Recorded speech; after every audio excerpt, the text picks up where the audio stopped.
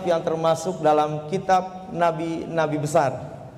Dan kisah Daniel ini bukan kisah yang baru, tetapi kisah yang sudah kita ketahui bersama-sama semenjak kita menjadi orang Kristen, semenjak kita mengerti bahwa orang Kristen harus masuk sekolah minggu.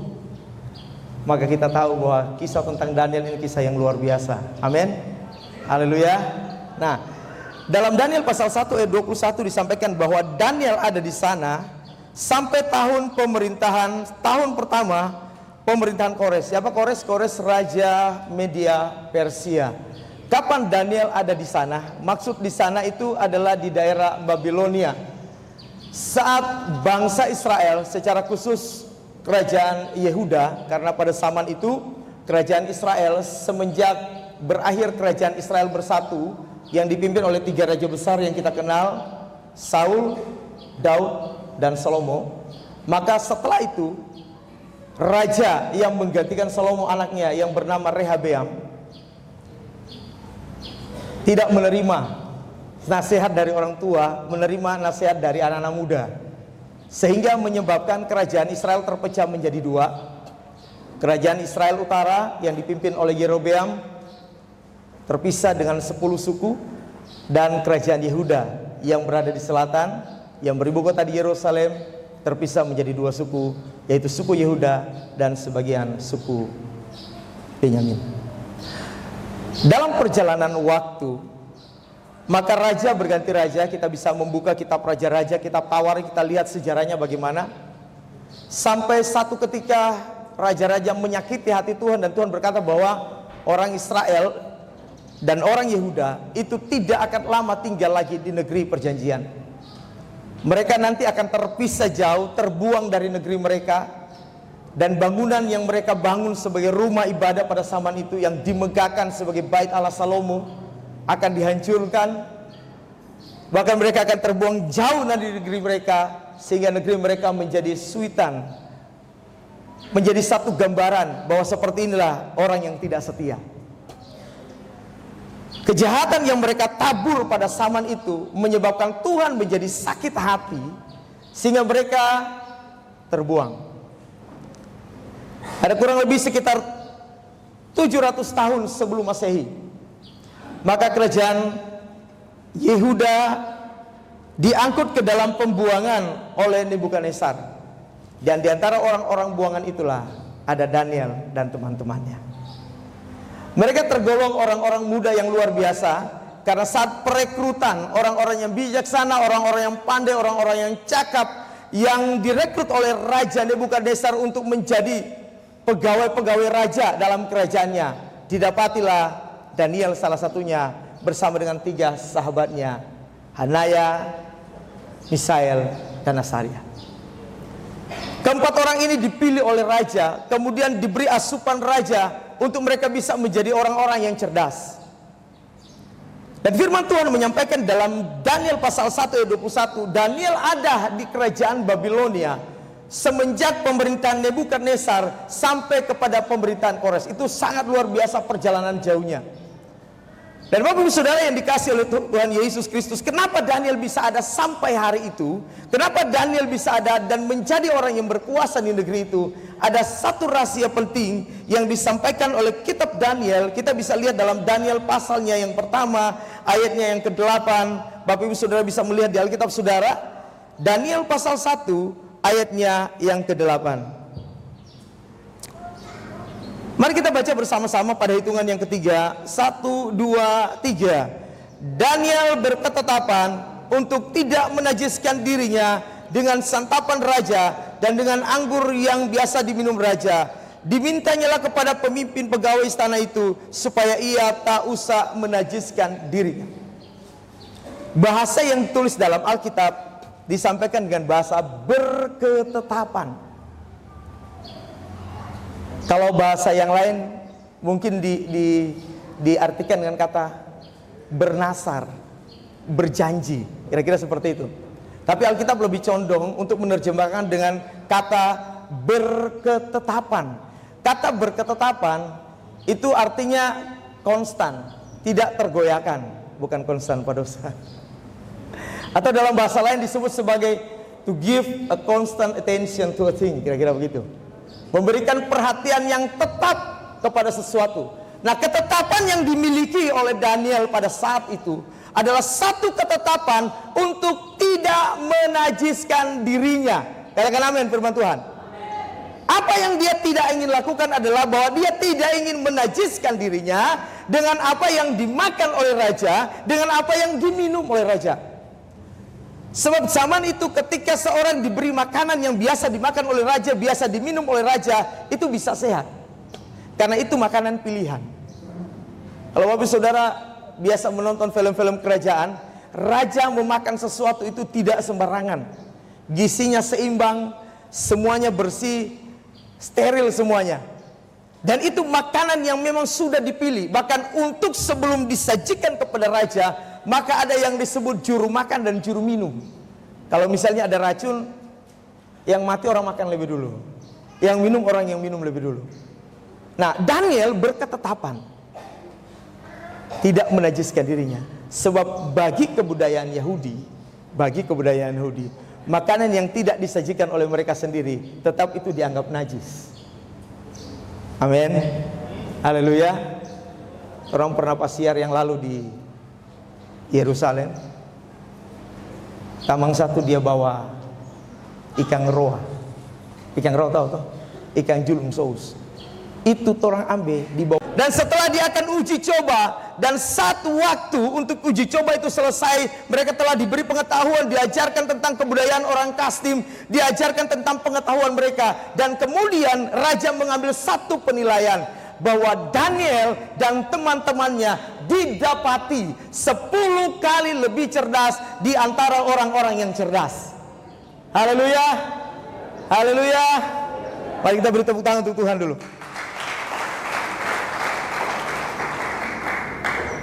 Bapak Ibu Saudara yang dikasihi oleh Tuhan Yesus Kristus, dalam bagian ini kita bisa melihat bahwa saat Daniel mengambil satu ketetapan bersama dengan teman-temannya, maka yang pertama yang terjadi pada Daniel adalah Allah mengaruniakan kasih sayang dari pemimpin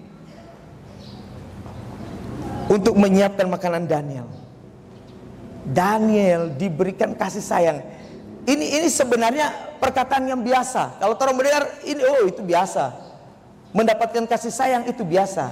Tetapi memberikan kasih sayang kepada seorang yang dijajah, memberikan kasih sayang kepada seorang yang dianggap budak, itu baru luar biasa. Kalau memberikan kasih sayang kepada orang yang kita kasihi, kepada orang yang kita cintai, kepada saudara-saudara kita, kepada keluarga kita, itu sudah biasa. Tetapi Daniel tidak punya hubungan apa-apa. Hubungan yang terjadi antara Daniel dan orang Kasdim adalah hubungan antara tuan dengan budak. Karena Daniel dan teman-temannya adalah orang-orang tawanan. Tetapi luar biasanya, saat Daniel mulai berketetapan untuk tidak menyajikan dirinya, Allah memberikan kemurahan. Amin. Haleluya. Yang kedua yang terjadi bagi Daniel adalah, mari kita lihat dulu ayatnya yang ke-19. Ayat yang 19 dan ayat yang 20. Saya minta ditampilkan di layar ayat 19. Daniel 1 ayat 19 dan ayat 20.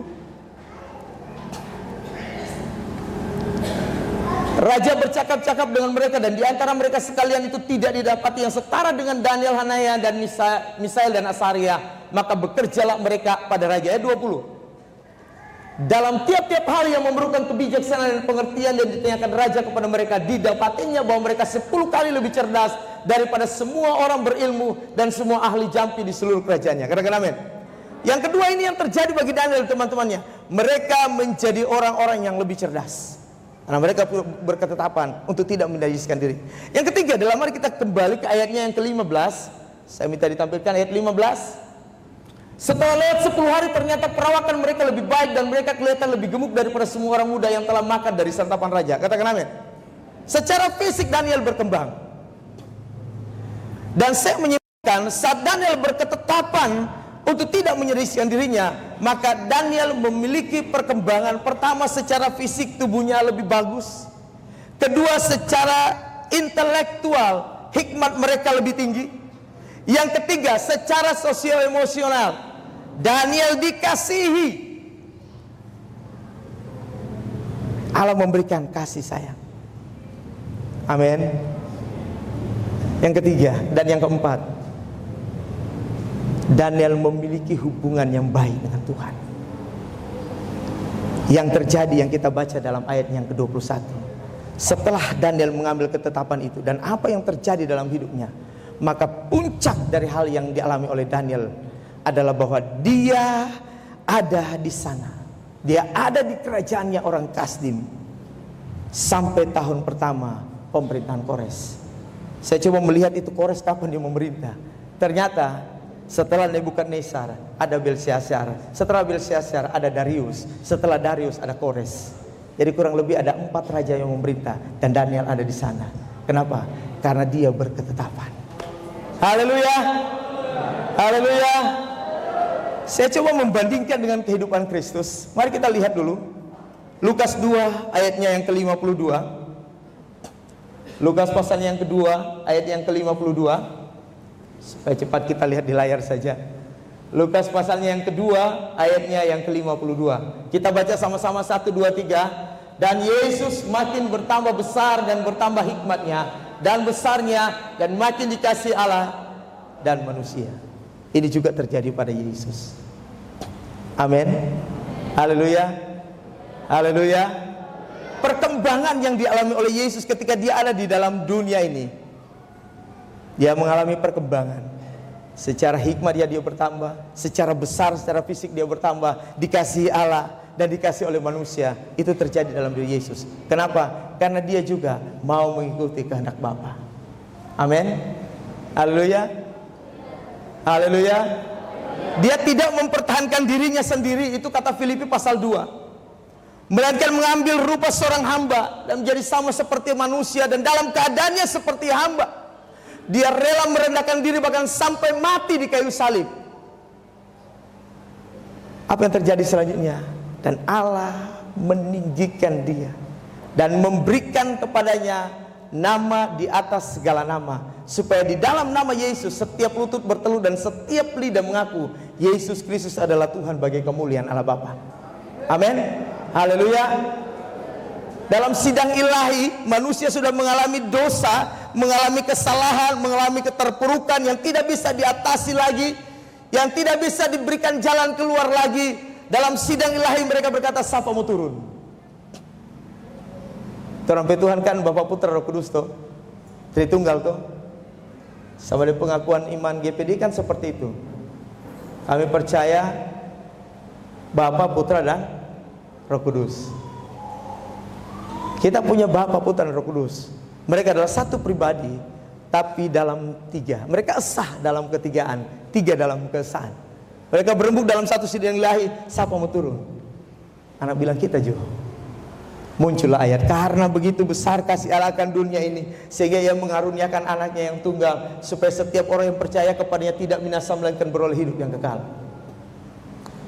Kemudian diberikan satu kesimpulan oleh Rasul Paulus, Yesus itu sebenarnya Allah, dan dia memang adalah Allah. Dia hanya jadi manusia demi kita, demi saudara dan saya.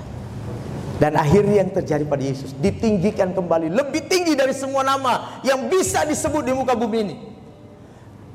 Karena dia memang adalah Allah dan juru selamat kita yang hidup. Katakan amin. Haleluya. Saya cuma membandingkan dengan kehidupan kekristenan kita secara khusus dalam jemaat yang mula-mula. Bapak Ibu sudah nanti bisa lihat dalam Kisah Para Rasul pasalnya yang kedua, ayat yang ke-17 sampai dengan ayat yang ke-47. Nanti dibaca di rumah, pekerjaan rumah saja. Bagaimana kehidupan jemaat mula-mula saat mereka menerima Yesus sebagai Tuhan, memberi diri mereka dibaptis. Itu disampaikan bahwa saat mereka menerima perkataan Petrus, maka ayat yang ke-41, mereka memberi diri dibaptis. Mereka berketetapan mengikuti Kristus. Mereka kemudian bertekun dalam pengajaran rasul-rasul. Mereka setiap saat berkumpul berdoa, memecahkan roti bersama-sama. Dan akhir yang terjadi dalam hidup mereka, Allah menambahkan jumlah mereka dengan orang yang diselamatkan. Katakan amin. Saya yakin dan percaya kehidupan kita, kekristenan akhir zaman itu masih berlaku hal seperti ini. Saat kita membuat satu ketetapan dalam hidup kita, anggap saja itu sebagai taburan hidup. Katakan kiri kananmu, orang taburan hidup ini. Kita punya ketetapan, kita punya nyasar, kita punya janji dengan Tuhan. Apa yang kita ingin janjikan? Contoh, ini sementara bangun, kita janji sekian untuk pembangunan. Ketetapan. Akhir dari ketetapanmu, Tuhan berkati engkau. Amin. Haleluya. Karena tidak ada taburan yang tidak akan menuai. Katakan, tidak ada taburan tanpa tuaian. Katakan dengan iman, tidak ada taburan tanpa tuaian. Firman Tuhan dengan jelas mengatakan setiap petani yang menabur pasti dia akan menuai. Katakan amin. Macam kurang kuatkah? Macam kurang yakinkah? Katakan, yang menabur pasti menuai.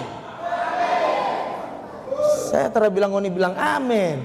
Saya bilang yang menabur pasti menuai. Sama-sama bilang, yang menabur pasti menuai. Baru bilang amin. Komagina kah? Haleluya. Haleluya. Boleh sudah? Semangat itu. Ini perkataan yang sangat luar biasa. Dan satu hal yang harus terjadi dalam kehidupan kita. Orang bukan mau ikut-ikut Daniel, tidak. Kita mengikuti semua kebenaran firman Tuhan. Saya tertarik, hal ini saya hubungkan dengan bagaimana tentang pengajaran Yesus dalam Matius pasal 6 ayat 25 sampai ayatnya yang ke-23. Singkatnya seperti ini. Janganlah kamu khawatir akan apa yang engkau makan, minum dan pakai. Bukankah tubuh itu lebih penting daripada makanan, dan hidup itu lebih penting dari pakaian? Di sana, kalau misalnya orang coba untuk memasukkan kehidupan yang tadi, di sana ada yang namanya pertumbuhan fisik, perlu makan dan minum. Tapi masalah itu dikatakan kemudian, bukankah hidup itu lebih penting daripada makanan? Jadi ada kehidupan yang lain selain kehidupan fisik, yaitu kehidupan secara spiritual. Itu yang namanya hidup. Dan pemberi hidup itu hanya Yesus. Amin. Hanya Yesus. Yesus bilang apa? Akulah kebenaran dan tidak ada seorang pun yang sampai kepada Bapa kalau tidak melalui. Itu kata Yesus, bukan kata saya. Itu jelas. Dan itu tidak bisa ditawar lagi. Kehidupan kita punya tujuan akhir. Punya tujuan akhir yang harus kita capai. Dan memang itu sesuatu yang harus kita gariskan dan sampai pada tujuan. Filipi 3 ayat 14. Jadi disampaikan oleh Rasul Paulus. Dia bilang, aku melupakan segala apa yang ada di belakangku dan mengarahkan hidupku kepada apa yang ada di, dan apa? Berlari-lari kepada tujuan, yaitu panggilan surgawi dari Allah dalam Kristus Yesus. Perlombaan harus sampai di tujuan. Katakan kiri kananmu, hidupmu harus sampai tujuan. Hidupmu harus sampai tujuan. Jangan berhenti di tengah jalan. Jangan berhenti di tengah jalan. Saya mau ambil satu ilustrasi penting dari kehidupan bangsa Israel. Saya minta waktu 5 menit lagi. Kehidupan bangsa Israel saat mereka keluar dengan tangan Tuhan yang kuat, kemudian Tuhan bawa mereka, tuntun mereka dengan tiang awan pada siang hari dan tiang api pada malam hari. Mereka menyeberangi laut Teberau, dan kata firman Tuhan, untuk menjadi pengikut Musa mereka harus lewat laut itu. Mereka harus dibaptis dalam laut itu. Sampai di seberang mereka menghadapi yang namanya padang gurun. Apa yang mereka sampaikan pada Musa? Mereka mengalami satu kehidupan yang haus akan air. Mereka tidak punya minuman pada waktu itu. Mulailah timbul persimutan, Musa, anak kasih keluar orang dari Mesir, cuma mau kasih mati di sini. Perhatikan, pengalihan tujuan. Tujuan mereka adalah apa? Tanah perjanjian. Tujuan mereka Kanaan. Di sana tujuan mereka, tapi mereka mengalihkan tujuan itu dengan berkata, Musa, engkau membawa kami ke padang gurun ini untuk kami mati di tempat ini. Setiap kali mengalami masalah, mereka persalahkan Musa, ngana mau bawa orang di padang gurun ini, tong mau mati di sini. Saudara ada kubur di Mesir, Kau harus mati di tanpa sini. Terjadi pengalihan tujuan setiap saat mengalami masalah, mengalami pengalihan tujuan setiap kali mengalami pergumulan, mengalihkan tujuan hidup. Kekristenan kita jangan sampai seperti itu. Perjalanan kehidupan padang gurun bangsa Israel itu sama dengan perjalanan kekristenan kita. Tidak senang, tapi ada mujizat. Katakan kiri kananmu, tidak senang tapi ada mujizat. Amin. Amin. Mereka menghadapi air yang pahit di Mara, tidak senang minum air pahit, tapi Tuhan buat mujizat. Amin. Mereka tidak pernah menabur pada zaman itu. Teman ini harus menabur karena mereka masih ada di padang gurun. Tapi mereka diberikan mujizat makan roti yang turun dari langit. Amin. Haleluya. Di sana terada tukang manjaya, terada laundry. Di sana terada tailor. Tapi firman Tuhan berkata, selama 40 hari kasut di kakimu tidak rusak, dan baju di pakaian yang kau pakai tidak menjadi rusak. Saya membayangkan baju mereka dan sepatu mereka tumbuh bersama dengan kaki dan tubuh mereka. Memang tidak enak, tapi ada mujizat. Amin. Haleluya. Daniel dan teman-temannya tidak enak. Mereka ada di pembuangan. Mereka adalah orang jajahan. Mereka adalah orang-orang yang harus disingkirkan. Tidak sadap ada di sana. Dalam keadaan jabatan yang tinggi, mereka harus diperhadapkan dengan dapur api. Sekali lagi, ada mujizat.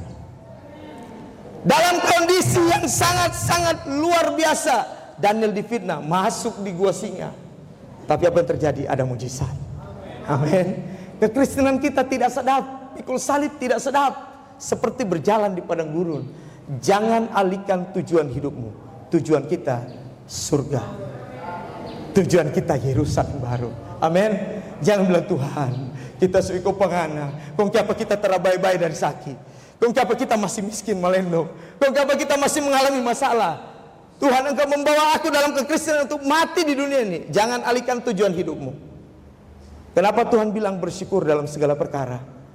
Karena kita harus tahu jelas, tanamkan tujuan hidupmu bahwa harus Yerusalem baru, harus Yerusalem baru, harus lewati padang gurun itu. Jangan berhenti di padang gurun itu, tapi harus sampai ke tujuan hidupmu. Katakan amin. Mari kita beri kemuliaan untuk Tuhan kita.